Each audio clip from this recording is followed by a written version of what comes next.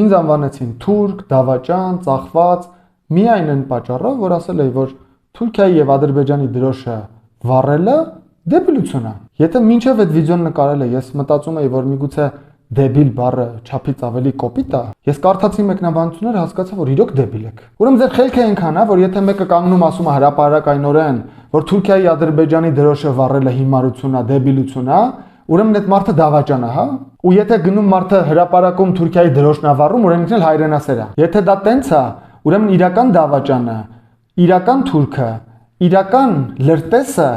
առաջինը պիտի գնար, խառնվեր ձեր ամբոխին, հրապարակում Թուրքիայի եւ Ադրբեջանի դրոշը վառեր, որ ձեր նման դեբիլները իրան համարային հայրենասեր եւ ինքը տակից իր սև գործը աներ։ Պարզ տրամաբանություն է, բայց դուք այնքան դեբիլ եք, որ չեք հասկանում այդ տրամաբանությունը։ Այդուհանդերձ կա մի տեսակի արձագանք, որին ես ուզում եմ անպայման պատասխանել, եւ դա հետեւյալն է։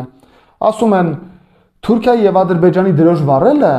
քաղաքական ակցիա է։ Լավ, եթե դա տենց է, քաղաքական ակցիան պիտի ուղղված լինի կոնկրետ ուժի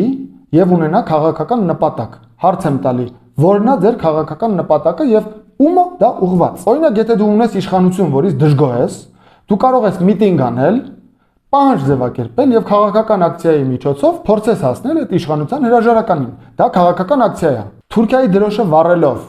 դուք ում դեմ եք անում այդ քաղաքական ակցիան եւ ինչ եք պահանջում։ Եթե քաղաքական ակցիան Հայաստանի տարածքում է, ապա այդ ակցիան կարող ուղղված լինի միայն Հայաստանի իշխանությանը։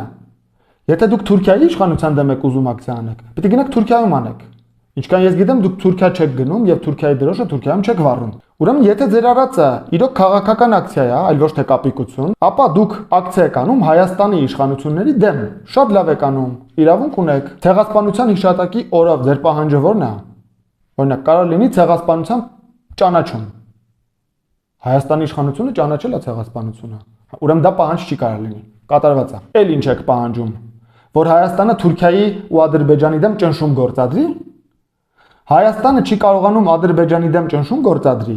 որ Ադրբեջանը իր զորքերը, իր դիրքերը Ջերմուկի Վայոց ձորի տարածքից հանի։ Դու գիտեք դրա մասին կամ Սյունիքի տարածքից։ Ուժը չի պատում։ Ստիպված խնդրում է, խնդրանքներ չեն անում։ Դեռ Ադրբեջանը Հայաստանից պահանջներ ունի։ Ուրեմն դուք Հայաստանի իշխանություններից ցեղասպանության թեմայով պահանջներ չեք կարող ունենալ։ Դա տրամաբանական է, եթե իհարկե տրամաբանություն ունեք։ Ձեր ակցիան քաղաքական կլիներ։ Ես չեմ ասում խելացի, օգտակար, բայց քաղաքական կլիներ, եթե դուք Թուրքիայի եւ Ադրբեջանի դրոշը վառեիք ցանկացած այլ երկրում Հայաստանից բացի։ Օրինակ, եթե վաղը ֆրանսիահայերը դուրս գան Փարիզի փողոցներ, Մարսելի փողոցներ, Թուրքիայի Ադրբեջանի դրոշները վառեն եւ Ֆրանսիայի իշխանությունների դեմ պահանջ դնեն, որ Ֆրանսիան ճնշում գործադրի, օրինակ Ադրբեջանի վրա, որ մեր գերիներին ազատեն, դա կլինի քաղաքական ակցիա։